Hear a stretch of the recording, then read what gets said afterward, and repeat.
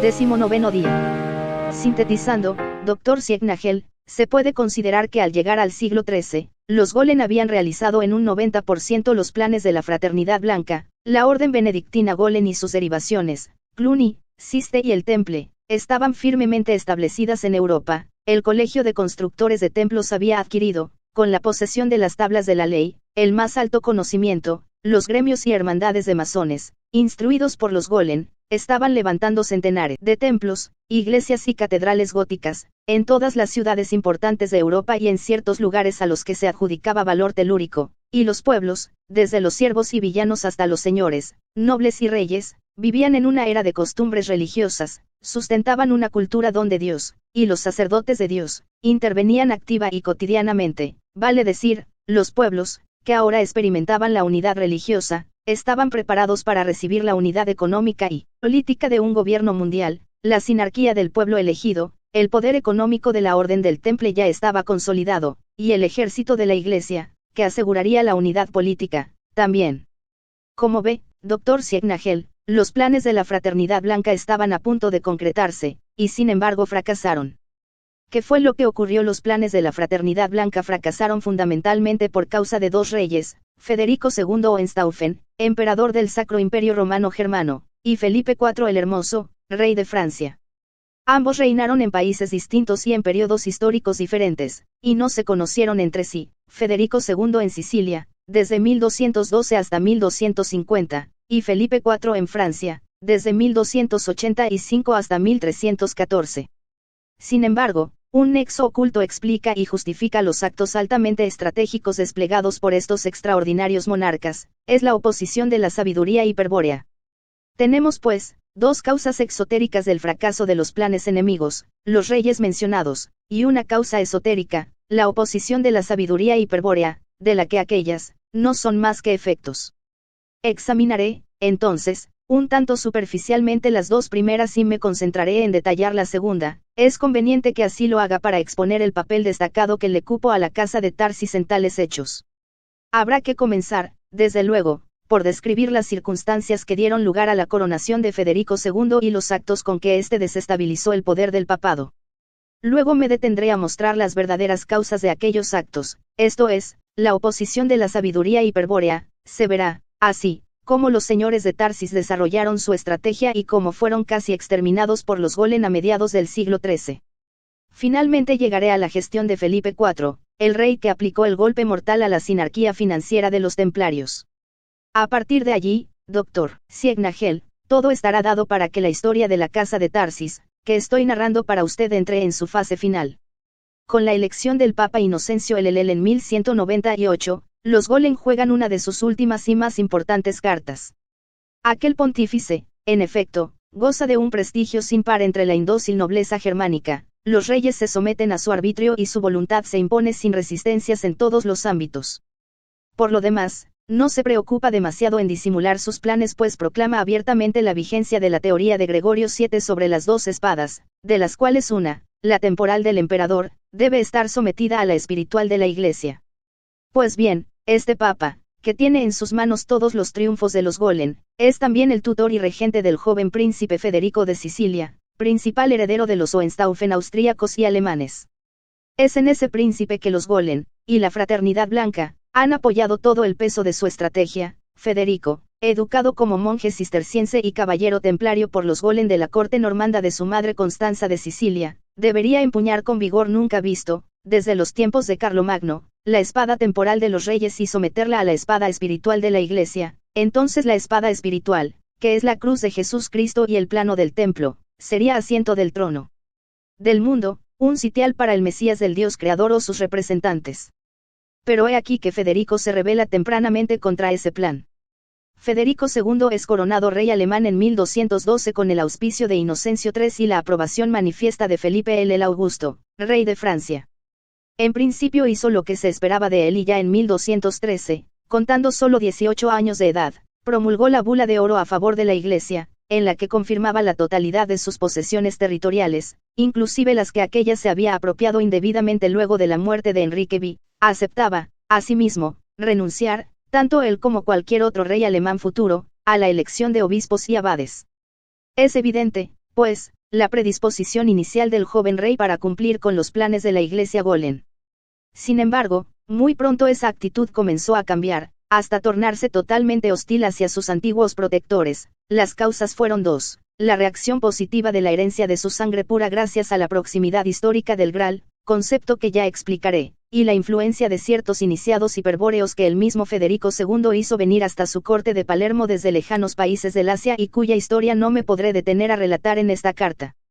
Lo importante fue que el emperador comenzó a rechazar la idea Golem, que estaba siendo ampliamente publicitada por la red benedictina, de que el mundo debía ser regido por un Mesías teocrático, un sacerdote puesto por el Dios creador sobre los reyes de la tierra. Contrariamente, afirmaba Federico II, el mundo esperaba un Mesías imperial, un rey de la sangre pura que impusiese su poder por el unánime reconocimiento de los señores de la tierra, un rey que sería el primero del espíritu y que fundaría una aristocracia de la sangre pura en la que solo tendrían cabida los más valientes, los más nobles, los más duros, los que no se doblegaban frente al culto a las potencias de la materia.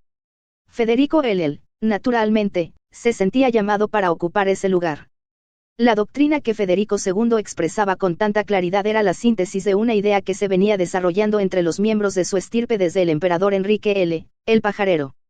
En principio, tal idea consistía en la intuición de que el poder real se legitimaba solo por una aristocracia del espíritu, la cual estaba ligada a la sangre, a la herencia de la sangre. Luego fue evidente, y así comenzó a afirmarse, que si el rey era legítimo, su poder no podía ser afectado por fuerzas de otro orden que no fuesen espirituales. La soberanía era espiritual y por lo tanto divina, solo a Dios correspondía intervenir con justicia por sobre la voluntad del rey. Este concepto se oponía esencialmente al sustentado por los Golem, en el sentido de que el Papa representaba a Dios sobre la tierra y, por lo tanto, a él correspondía sujetar la voluntad de los reyes. Ya el Papa Gelasio 492 a 496, había declarado que existían dos poderes independientes, la Iglesia espiritual y el Estado temporal, contra la peligrosa idea que se desarrollaba en la estirpe de los Otones y Salios. San Bernardo formaliza la tesis gelasiana en la teoría de las dos espadas. Según San Bernardo, el poder espiritual y el poder temporal son análogos a dos espadas, mas, como el poder espiritual procede de Dios, la espada temporal debe someterse a la espada espiritual, ergo, el representante de Dios en la tierra, el Papa, al empuñar la espada espiritual, debe imponer su voluntad a los reyes, meros representantes del estado temporal y solo portadores de la espada temporal.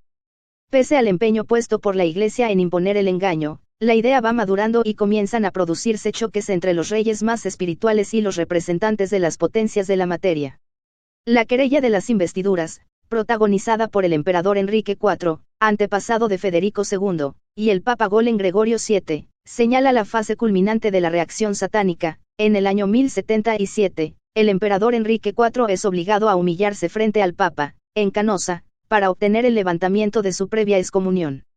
De no acceder a esa súplica, Enrique IV hubiese sido despojado de su investidura imperial, y aún de la soberanía sobre sus señoríos hereditarios, por la simple voluntad espiritual del Papa.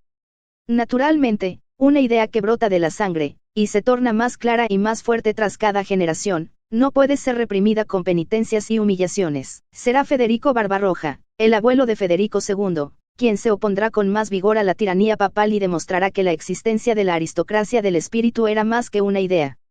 Para entonces, la idea ya ha tomado cuerpo y cuenta con partidarios dispuestos a defenderla con su vida. Son los llamados gibelinos, nombre derivado del castillo de Baiblingen donde naciera Federico. La reacción de la Iglesia contra Federico polariza a la familia de su madre Judith, descendiente de Guelfo IV, duque de Baviera, acérrima partidaria del Papa, de donde viene el nombre de Guelfos dados a sus seguidores. Así, pese al lavado de cerebro y adoctrinamiento clerical a que fue sometido Federico II durante los años que permaneció bajo la tutela del feroz Inocencio III, nada pudo evitar que la voz de su sangre pura le revelase la verdad del espíritu increado, que su herencia divina lo transformase en la expresión viva de la aristocracia del espíritu, en el emperador universal.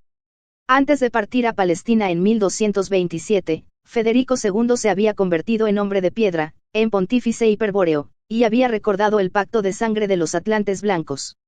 Y decidió luchar con todas sus fuerzas para revertir el orden de la sociedad europea, que estaba basado en la unidad del culto, es decir, en el pacto cultural, en favor del pacto de sangre.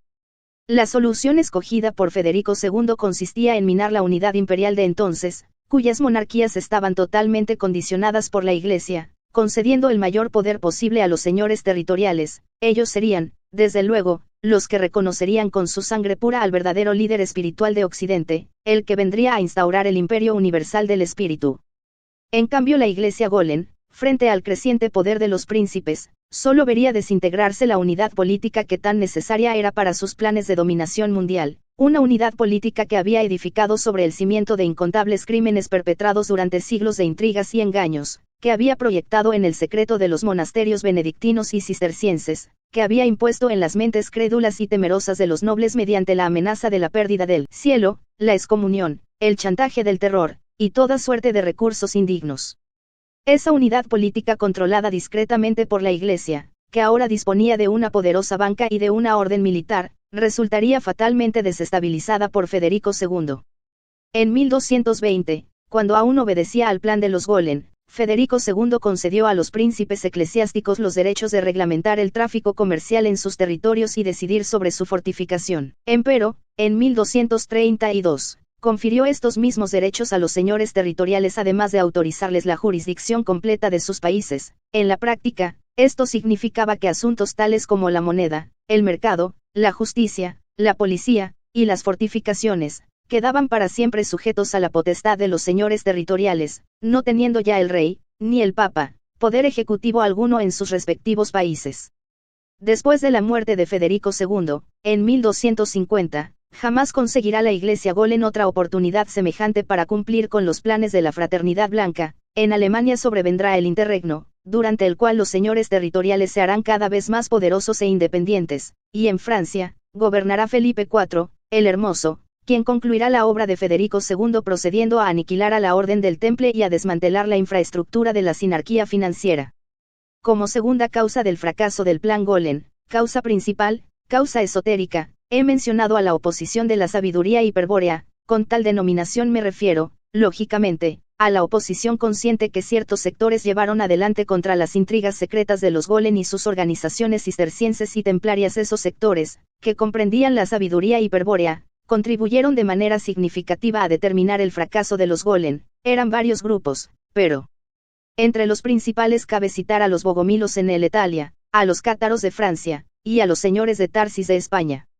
Los señores de Tarsis se habían hecho fuertes en España, tanto en la región musulmana como en la cristiana. En Terz, conservaban su obispado y la propiedad de la villa, donde una parte de la familia permanecía todo el año. En Córdoba y en Toledo, vivían siempre los clérigos que se dedicaban a la enseñanza, y en Cataluña y Aragón, e inclusive en varios países europeos, habitaban los que eran teólogos y doctores, y recibían la invitación de algún señor para oficiar de consejeros o instruir a las familias reales. Pero, allí donde estuviesen, los señores de Tarsis jamás olvidaban su destino, y todos los esfuerzos estaban puestos en obedecer aquellos dos principios jurados por los hombres de piedra: preservar la espada sabia y cumplir la misión familiar. Su prioridad era, pues, sobrevivir, pero sobrevivir como estirpe, lo que obligaba a mantenerse permanentemente informado sobre la estrategia enemiga, puesto que uno de los objetivos estratégicos declarados por el enemigo exigía, justamente, el exterminio de la casa de Tarsis. En el siglo XIII, los señores de Tarsis tenían perfectamente en claro los planes de la Fraternidad Blanca y sabían cuán cerca estaban los Golem de hacerlos realidad. Para oponerse a esos planes, sin arriesgar la seguridad de la estirpe, los señores de Tarsis comprendieron que necesitaban operar protegidos por una orden de la Iglesia, una orden que, desde luego, no estuviese controlada por los Golem ni se rigiese por la regla benedictina. Por supuesto, no existía una orden semejante. El honor de fundarla, y salvar por su intermedio a la parte más sana del cristianismo, le correspondería a Santo Domingo.